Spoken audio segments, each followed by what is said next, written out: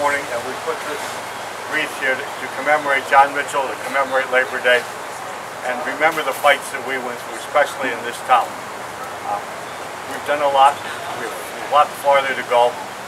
Even in today's paper, they've quoted us about saying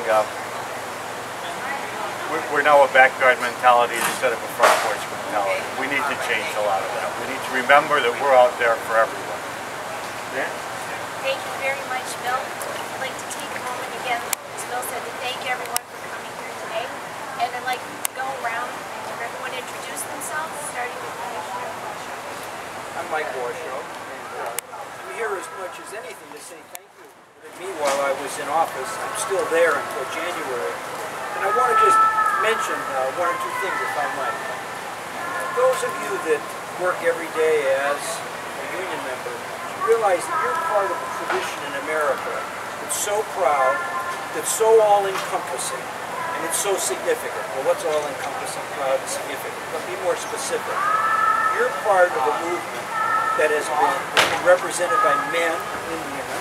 It's not been sexist. If you look back in the 19th century in Lowell, Massachusetts, those women in the mills that advocated for equality, that advocated for fair working conditions. If you read Mother Jones, if you read Elizabeth Gurley Flynn, you see that women have made a big contribution. Latinos have made a contribution. Cesar Chavez, the United Farm Workers. African Americans have made a big contribution. Go all the way back to A. Philip Randolph. And we saw people like Walter Luther who marched arm in arm with these men and women for equality in our society. So you're part of a great history. And elections really matter. And I hear union people say, oh, it really doesn't matter, you're not down on Obama, he didn't do this, he didn't do that, where's he on clean air? Well, I want to ask him, where has Lou Bartlett been on everything? He could just mail his vote in. We may get a half a loaf from the Democrats, but you're not going to get crust from the Republicans right now. So I think it's so important to advocate with all your might. And we have candidates here. We have Paul Ware, whom I have just the greatest of respect for.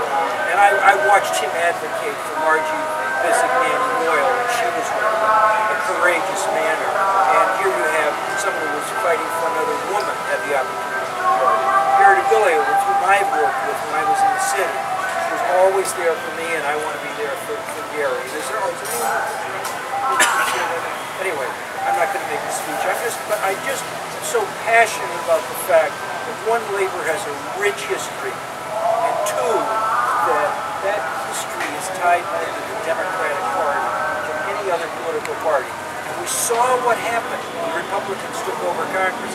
This is going to be a battle, we know, in September. They're already pulling Obama's speech apart before it's delivered, and it's up to all of us to be more vocal, to let the Lou Bartletts know, and the Tom Marinos know, and our United States Senator Toomey know. We don't agree with those people. We don't agree with what they're about. More importantly, that they don't represent us. And finally, it was labor that I out here to help put all this together, just quietly. I've been around here a while. Whenever we had to build a platform out here, they came out. And the union guys did it. Nobody paid for it. It was first quality work. So let's come together. Let's really be good Democrats. Know that John Mitchell will be saying and thinking these very same thoughts, because what he fought for, we need to maintain and go beyond. So thanks for inviting me. You didn't invite me to speak, but I do have a passion for it. But I can't get to do it anymore.